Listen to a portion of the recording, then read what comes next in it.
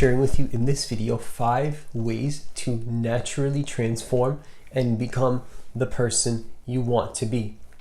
Because really, I believe that transformation is an easy process. And I'm not saying that there's not going to be difficulty, that there's not going to be challenges or things coming up that make it hard. But what I'm saying is that what makes it where we suffer to a higher degree than necessary is our egos attaching onto itself. So what that does is that puts us into a state of being a victim. It puts us into a state of sort of judging ourselves and attacking ourselves, and all of it is just simply not necessary. And so the first way to naturally transform and become the person that you actually want to be is to have an understanding that moment-to-moment transformation is who we truly are. That's really the truth of the matter. Really, I believe who we naturally are is transformative beings. Even if you look at it at a cellular level, at the level of science, what science shows us is that every 7 years, you are a completely different person at a cellular level. So all the cells that you started prior, like at the beginning of the 7 years, are completely gone. You are a completely new structure, a new set of cells. So really, if I think that we can look at that situation at a spiritual level, what we're finding there, in my personal opinion, is that we just are always changing.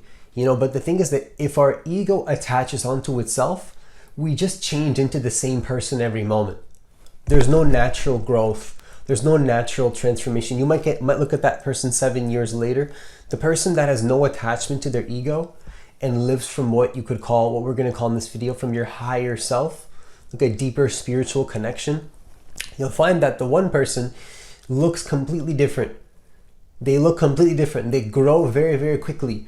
Everything in their life changes very fast. They're never the same person every single time you see them. But then the other person, they are just the same. And I'm not saying that they're not different on some level, but on some level as well, they're just kind of the same, and not on a good level. You know what I mean? It's like there's sort of like this underlying sadness and lack of creation, maybe something they want to create, maybe the heart wants to create something, maybe some part of their intelligence wants to create something, but their mind is stunting them into actually just doing it. That's very sad. That is not a good thing to see. You know what I mean? And it's like, I believe that our job as leaders is to speak on that and to communicate to that. Whether it's yourself, you falling into your own unconscious programs, holding yourself accountable to that, not judging yourself, and then snapping yourself out of that, or whether it's seeing somebody else fall into that state and then you calling out that they're experiencing this. Whatever the case might be, that's our job as leaders. That's our job as spiritual leaders, is to start to see that moment-to-moment transformation is who we really are. And if you see somebody blocking themselves and believing that that's not the case, I believe that on some level, whether it's through pure example and not saying anything, or whether it's explicitly saying something, it's our jobs to say what we have to say, or simply be the change that we want to see in the world, to show people that it is the truth. That the truth is that, yes, we are beings that transform on a moment-to-moment basis. And we're always different, and we're always growing, and we're always learning, until you decide that that's not the case. And then so the second way to naturally transform and become the person that you actually want to be is to understand that, and no one wants to tell you this, because it's like most people want to give you the easy answer, which is to understand that have a deep connection to structure over mood. Structure over mood. That's really the key that most people fail. Because really, if you believe that you're just going to go based on your feelings and that everything is going to work, that's a huge blockage that you're going to experience in your life. Eventually, we have to start to get to the point where we see that when we set out on a plan, when we make a decision to be a certain identity in the world, to act in a certain way, you have a structure around that. And then one day your mood is not going to feel aligned with that. But you have to follow through with the decision over the mood. And so I'm not saying to ignore your divine intelligence and to ignore your connection to your spiritual truth and to ignore the connection to who you really are, to your source. That's not what I'm saying. At the most essential level, I believe that we should be trusting our intuition above all else. That might sound contradictory to what I'm saying about following a structure over mood, but I'm telling you personally that I want to clarify that it's not the case. The truth is that ultimately we can have that connection to our divine intelligence. We can be that person that's connected to our source, but still use that to have a structure and discipline in your life. Your connection to the divinity of all that is, to the source, the truth, the essence of who you really are, does not have to contradict you having basic structure and discipline in your life. And so ultimately, I'm going to say even the opposite to be the case, that if you look at a person that is extremely disciplined, extremely structured, has a lot of consistency in their life, you'll find that they have a very deep connection to their divine intelligence. And that is the third way to transform and become the person that you actually want as well, is to have that connection to your divine intelligence, to who you truly are. Because again, that's what's going to make it easier for you to have structure over mood. People think that when they connect to who they really are and they drop their ego, that everything in their life is going to fall apart. They're not going to have any structure. They're just going to be this sort of like intuitive being where like there's no structure, there's no discipline. But it's like, that's not the case. Really what happens is that actually you have a better follow through with the plans and structures in your life. You have an even easier time to act even in the unknown, because really nothing is guaranteed. We don't know anything. Ultimately speaking, you can have a lot of information, but truthfully, we just don't know. We don't know the truth at every single moment, other than the truth that this present moment exists, and that it is the case that you exist and that you have awareness that you exist, and there's nothing else to be the truest thing, that ultimately you are in existence right now. That connection to your divine, that connection to who you really are, again, that's what's going to make it so that even though it seems like everything's going to fall apart, have you act based on consistency over a long period of time, where you develop yourself into the character that you want to be, and you do it willingly and excitingly, even if you don't always feel like it. Which that might sound contradictory, but what we have to realize is that there's this deep excitement within us where it's almost exciting and feels good to not just believe in your feelings. So it's like it's a higher feeling, it's a higher intelligence, it's something deeper than just your surface level moods. When I talk about structure and then going over your mood and then also connecting that with your divine intelligence. And so the fifth way to naturally transform and become the person you actually want to be is to just give yourself permission to be who you say you are. You're going to go through life and you're going to make many different decisions on who you say you are and who you want to be. But ultimately, I believe that there's a lot of guilt, there's maybe a lot of shame, there's maybe a lot of resistance around just committing to who you decide you want to be. Just making that commitment, just making that decision to connect to who you actually want to be. And if there's a lot of guilt, if there's a lot of shame, if there's a lot of resistance around being who you want to be, what that's going to do is put you in a position where now you're never just going to say that sometimes is just allowed to be who you want to be. You don't even need to hear me say it. You can do it by yourself. If you believe that you need to watch a video or have somebody tell you that it's okay to do it, then by all means ask them. But ultimately, it is not necessary. It's not necessary. It's not something you have to depend on. You yourself can give yourself permission to just be who you say you are. And so it's not that you might not need to learn some logical information and maybe get a diploma or a certificate or a degree or whatever the case is, or take some course or read a book or watch a video. It's not that you might not need these things on the path or learn something, but you have to just say that, you know what? This is who I am now.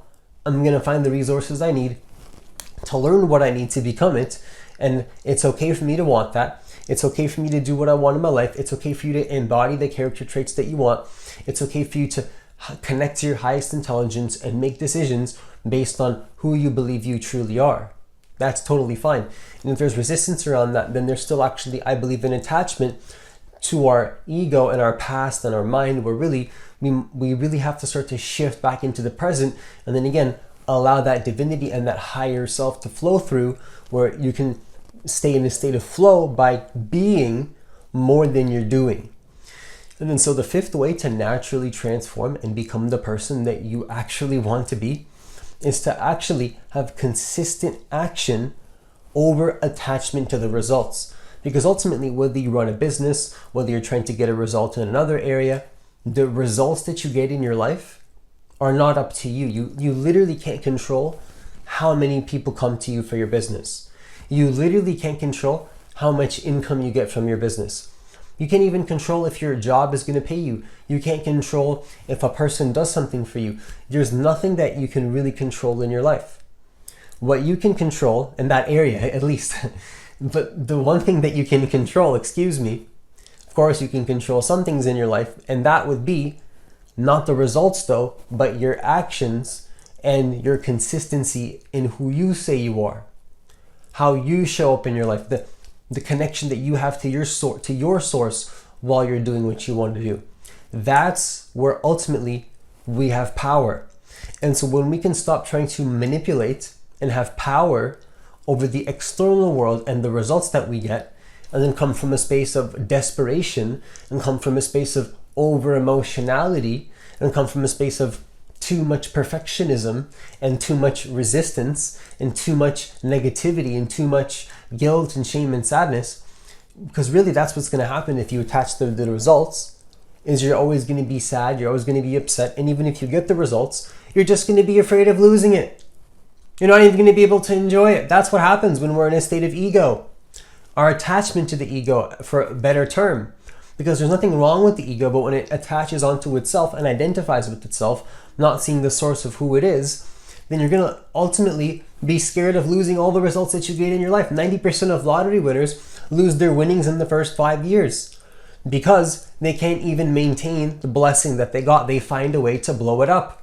They find a way to ruin it. They find a way to not take on this new identity that life is kind of trying to throw at them. That's the way that I see it when I see a statistic like that. And if you don't want to become the statistic, if you ever do win the lottery, what you would want to do, in my belief, is to start to be a person that can maintain that level of money. You would probably need to do a lot of research, reach out to a lot of people, and find decisions and find places to go that are not just going to be you throwing all that money at random things that don't mean anything to you. And so instead of randomly just attaching to things out there that you have no control over, because again, winning the lottery might happen, but what do you do after? If you're going to depend on things just happening, you're never going to be able to embody the identity that just is transforming into the person that you want to be. So again, it's about connecting to the actions that you're doing, to how you're doing your actions. That's going to be of the utmost importance when it comes to naturally transforming and becoming the person that you want to be, instead of attaching to things happening out there which aren't in your control anyway. So if you're running a business, what's the one thing that you can do every single day that you know is going to help your business? Not how many people accept your offer, not how many people say yes to your sales pitch, not how many people agree with what you're doing, but what can you do every single day? What's the highest leverage task that you believe you can do in your business that's going to make it so that you know you're controlling the controllables in your life, the variables that you can actually control. When you're controlling the controllables and the variables that you can actually control in your life, and you're not attached to the things that you have no control over whatsoever, a lot of stress gets released from your system, and you have literally, in my personal belief, more creative life force to just transform and to change and to evolve and shift into a different identity much faster, in a much easier way. Because, all of that gets stunted when we want the results more than anything, and that's the only thing that we care about. Like, you have to value something deeper than just getting the result.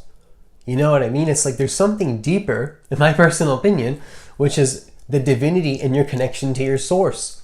That's a lot more important, in my personal opinion, than getting the results, because getting the results might fluctuate day to day. Maybe one day you get the result, maybe one day you don't.